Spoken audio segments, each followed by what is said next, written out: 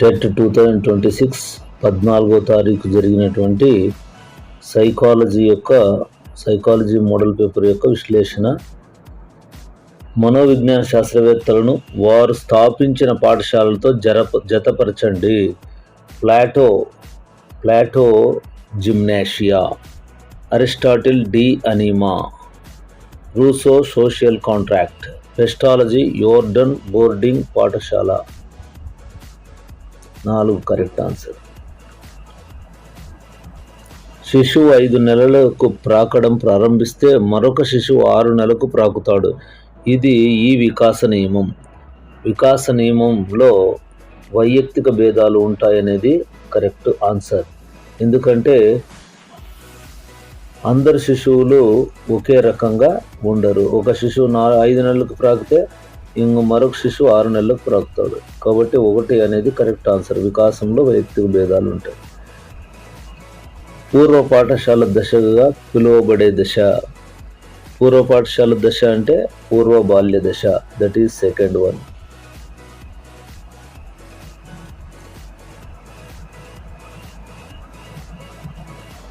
శైశవ దశను ముద్దుగొలుపు వయస్సు అంటారు. పూర్వ బాల్య దశని అన్వేషణ వయస్సు అంటారు. ఉత్తర బాల్య దశని ముఠా వయస్సు అంటారు. యవ్వనారంభ దశ కౌమార దశకు ముందు వస్తుంది. పియాజే ప్రకారము పూర్వ ప్రచాలక దశకు చెందనిది 2 నుంచి 4 సంవత్సరాల మధ్యకాలాన్ని పూర్వ భావన దశ అంటారు. కరెక్ట్. 4 నుంచి 7 సంవత్సరాల మధ్యకాలాన్ని స్ఫురిత ఆలోచన దశ అంటారు. కరెక్ట్. సమస్య పరిష్కార సామర్థ్యం పెంపొందించబడుతుంది. ఇది పూర్వ ప్రచాలక దశలో జరగదు, కాబట్టి ఇది కరెక్ట్ ఆన్సర్. ఏకమితి ఒక ముఖ్యమైనటువంటి భావన. ఇది పూర్వ ప్రచాలక దశలో ఉంటుంది, కాబట్టి దశకు చెందనిది అన్నాడు. కాబట్టి సమస్య పరిష్కార సామర్థ్యం అమూర్త ప్రచాలక దశలో ఉంటుంది, కాబట్టి ఇది రైట్ ఆన్సర్. సమస్య పరిష్కార సామర్థ్యం పెంపొందుతుంది అనేది పూర్వ ప్రచాలక దశకు చెందనిది పియాజే ప్రకారం. అదేవిధంగా ఎరిక్సన్ మనోసాంఘిక వికాస సిద్ధాంతంలో సాంఘిక క్లిష్ట పరిస్థితులకు సంబంధించి సరిగా జతపరచినవి. సో ఇక్కడ ఉత్పాదకత ఏకాంతం, ఇది తప్పు. సాన్నిహిత్యం ఏకాంతం అని ఉండాల, ఇది తప్పు. శ్రమించడం న్యూనత కరెక్టు. చొరవ చూపడం తప్పు చేశాన్న భావన కరెక్టు. సమగ్రత నిరాశ కూడా కరెక్టే, కాబట్టి 1 తప్పుగా ఉన్నది. ఉద్వేగ ప్రజ్ఞకు సంబంధించి నమూనా కానిది సామర్థ్య నమూనా, ఎబిలిటీ మోడల్ అనేది ఉంది. తర్వాత మిక్స్డ్ మోడల్, అదే డేనియల్ గోల్మెన్ యొక్క మోడల్. ట్రైట్ మోడల్ కూడా ఉంది, కాబట్టి అడ్జస్ట్మెంట్ మోడల్ అనేది లేదు. కాబట్టి ఉద్వేగ ప్రజ్ఞకు సంబంధించి నమూనా కానిది ఏది అంటే సర్దుబాటు నమూనా. పదాల ఆవిర్భావానికి సంబంధించి సరైనవి. ఎమోషన్ అనేది ఆంగ్ల భాషా పదం, కరెక్ట్. ఎమోవీర్ అనేది గ్రీకు భాషా పదం, తప్పు. ఎమోవీర్ అనేది అనగా కలయబెట్టడం, కరెక్ట్. కాబట్టి ఏసీలు కరెక్ట్, కాబట్టి 3 అనేది రైట్ ఆన్సర్. కౌమారులు ఎదుర్కొనే గృహ సంబంధిత సమస్యలు. ఇతరులతో పోల్చడం, సహోదరులతో తరచుగా గొడవలు పడడం, తల్లిదండ్రులతో చనువుగా తక్కువగా ఉండడం, ఇది కూడా కరెక్ట్. కాబట్టి 3 ఏబిసిలు 3 కూడా కౌమారులు ఎదుర్కొనే గృహ సంబంధిత సమస్యలు. ఏబిసి అంటే 4వది కరెక్ట్ ఆన్సర్. స్టోన్ మరియు బ్రౌన్ ముఠాల వర్గీకరణ ప్రకారం సరి అయినవి.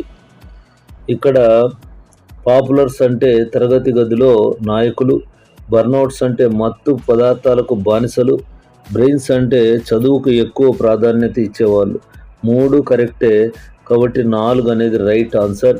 స్టోన్ బ్రౌన్ ముఠాల వర్గీకరణ ప్రకారం సరి అయినవి ఏమంటే పాపులర్స్ అంటే తరగతి గదిలో నాయకులు, బర్నౌట్స్ అంటే మత్తు పదార్థాలకు బానిసలు, బ్రెయిన్స్ అంటే చదువుకు ఎక్కువ ప్రాధాన్యత ఇచ్చేవారు.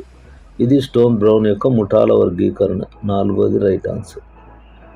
భేదాత్మక సహజ సామర్థ్య పరీక్షలోని ఉపపరీక్ష కానిది.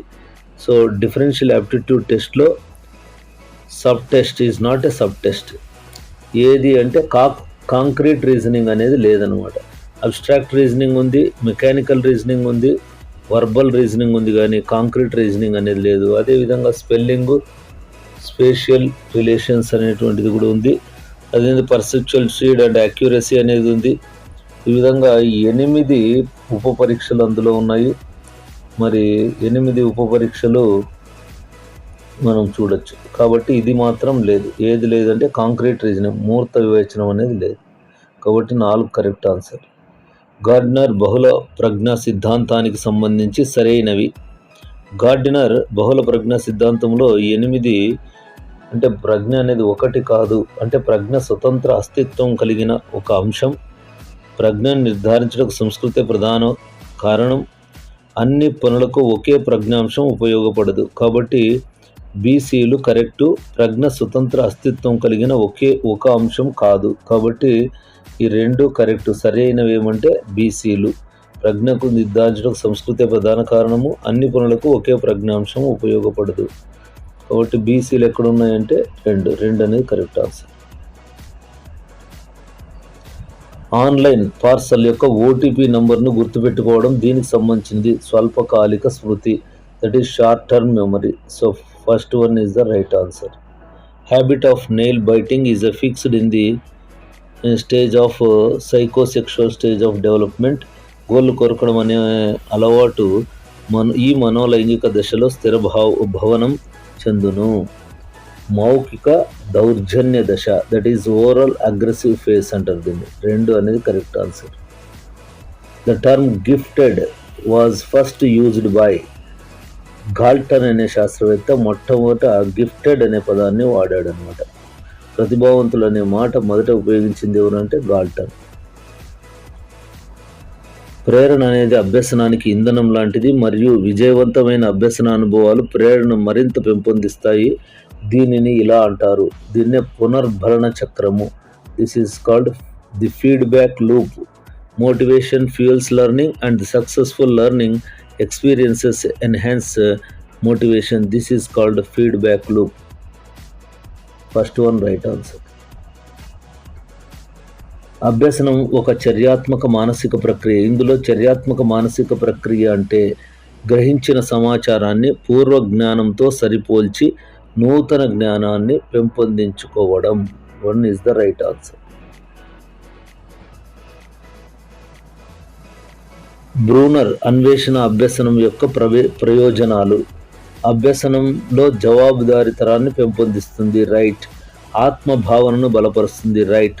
ఉత్తేజమును స్వీయ ప్రేరణను నిరుత్సాహపరుస్తుంది, ఇది రాంగ్. కాబట్టి ఏబీలు మాత్రమే correct. 1 right answer. Vygotsky higher mental functions. Vygotsky ప్రకారం ఉన్నత మానసిక ప్రక్రియలు ఏవి? ప్రశ్నించుట, పోల్చుట అనేవి ప్రాథమిక మానసిక ప్రక్రియలు. వివేచన, విచక్షణ అనేది ఉన్నత మానసిక ప్రక్రియలు, that is discrimination and reasoning.